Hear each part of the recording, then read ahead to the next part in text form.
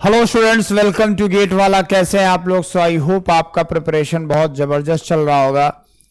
तो ये question given है थर्मोडायनामिक्स में, गेट 2019 में पूछा गया है 2 मार्क्स का।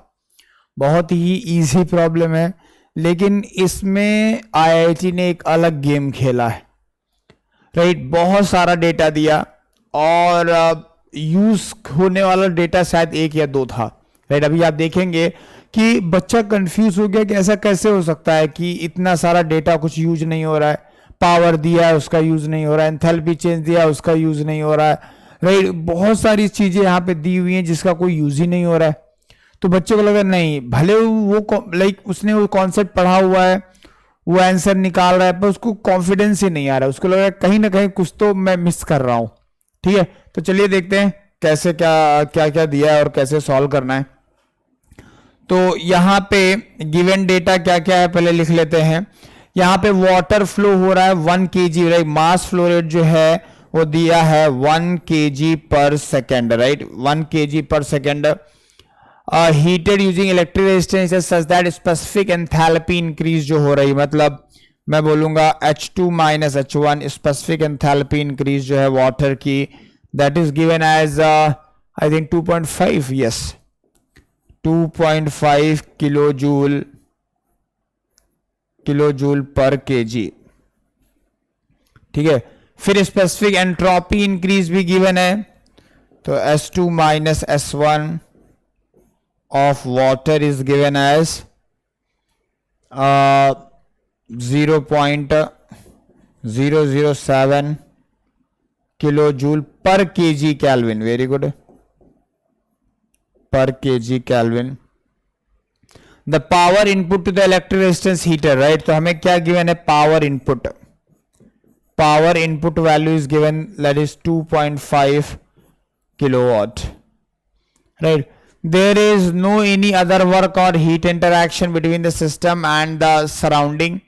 Assuming the ambient temperature T0 value is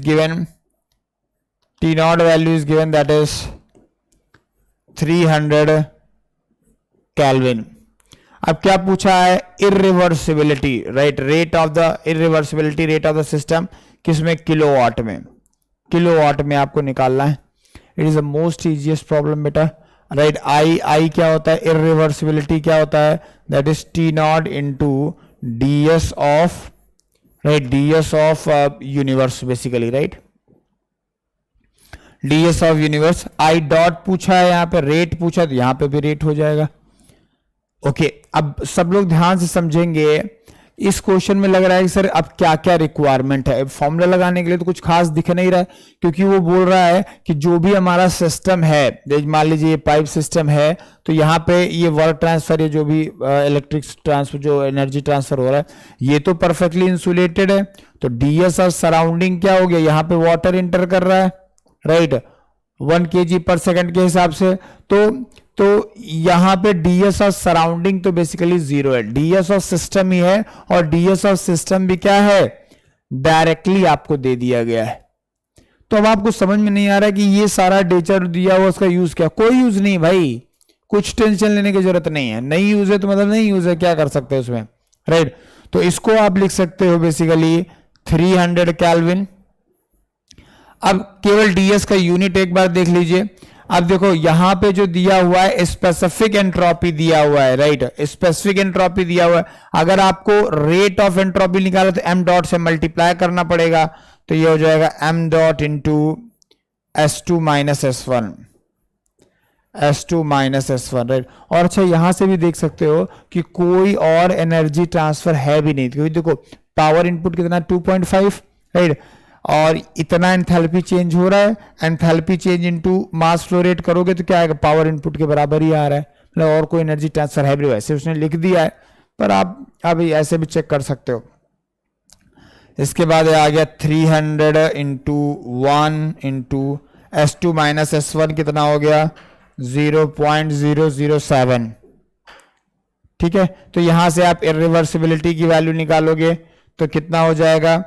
300 into 0.007, ठीक है, तो ये आ जाएगा 2.1 किलोवाट, 2.1 किलोवाट, ये आपका फाइनल आंसर आ जाएगा, राइट। तो यहाँ पे हम लोग आंसर लिख देते हैं, that is 2.1 kilowatt. Thank you very much.